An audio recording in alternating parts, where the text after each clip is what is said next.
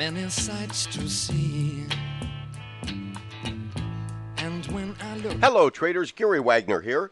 It is the 14th day of July, Thursday, approximately 10:15 in Honolulu, Hawaii, and this is the daily report for gold. We do have gold trading higher this morning, but well off of not contract highs, but historical highs. We had gold hit a high today of 1594.50, I believe 1595, right in that area.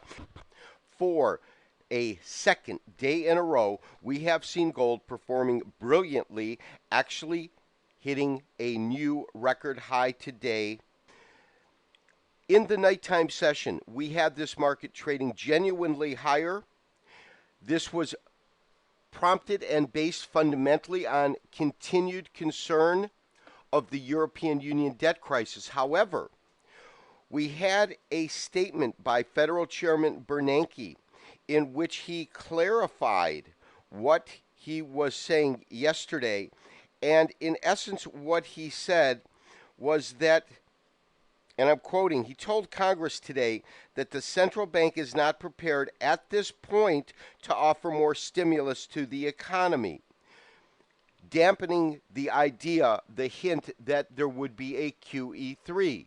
Nonetheless, we have a major crisis right now in America, and Moody's once again is debating, thinking about downgrading our rating. Let's start by simply looking at our 3-minute chart, and you can see we've been all over the board, but you can see that we've actually hit a ceiling. That ceiling, of course, is our record tops. That's right up here at 1595, and you can see we have a band of support right at around 1580, and you can see that it has genuinely now begun to trade within a narrowly defined range of about $15 since reaching that top last night. Because of that fundamental news shift, meaning the statement by Federal Chairman Bernanke, I think that we've seen some sort of a dip in the market. But when we look at our average charts, and that's why I've converted this into a daily average chart, I want to take a look at our Henkin average chart, both on a 360 and our daily today. First, let's go ahead and pull up our daily. Classic, incredible bull strength in the market as seen through these Henkin candles. Traders who've been with me for a while, you know what I look for. I look for a couple of things. The first thing I look for is the absence of tails. You get that all the way up. The second thing I look at is body size, and here is what's unique. When you look at these Henkin candles in terms of the body size, they are all above average. They are all very strong. They are all completely absent and devoid of any kind of a wick. And because of that, you see the kind of strength that we have had as this market has come up. This has been 2 weeks of tremendous trading. Now, when we look at it on a smaller time frame, in other words, we go to the 360, you can see that it looks a little bit different. And what we mean by that is you can see the strength of the body size throughout the beginning of this trend right in here. You can see that it begins to weaken.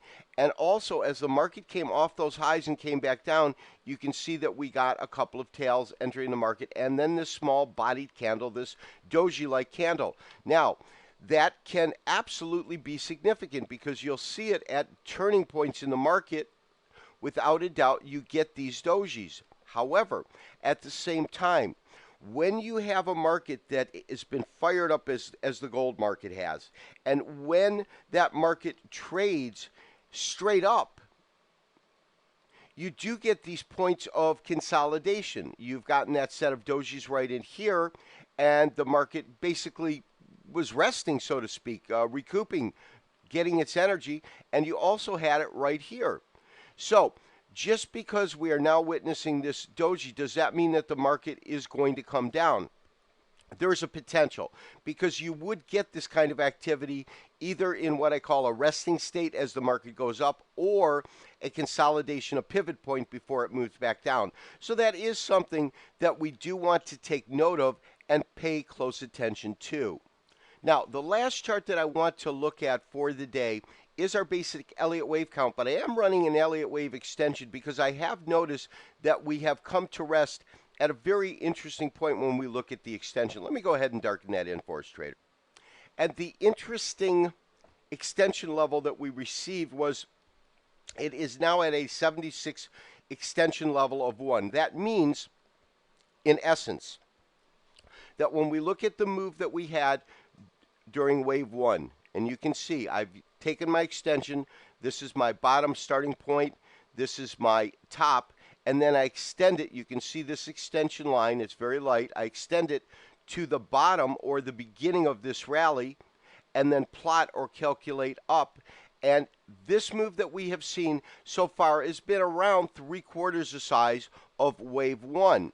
Now, wave 5 can be anywhere between 0.61 and 1.61 that of wave 1 as a standard protocol or rule of thumb.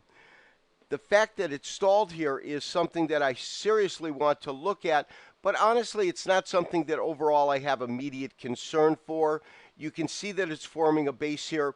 It will do that at the top, but it will also do that as it consolidates before it moves up. If, in fact, what we're going to see is the market trade in a series of waves, which is what I believe we will get a 3 to 5 count, probably a 5, this might, in fact, be 1. 2, we would look for it to come down and test a certain area, and for that, we would go back to our extension and retracements and then move back into 3. We will have to see how this pans out through the evening into Friday's session tomorrow, and then form a strategy from there. This has been Gary Wagner, wishing you, as always, good trading. We'll talk to you tomorrow on Friday for another daily update and review. Bye-bye. Many sights to see, and when I look in my window, so many different people to be, that it's strange, so strange.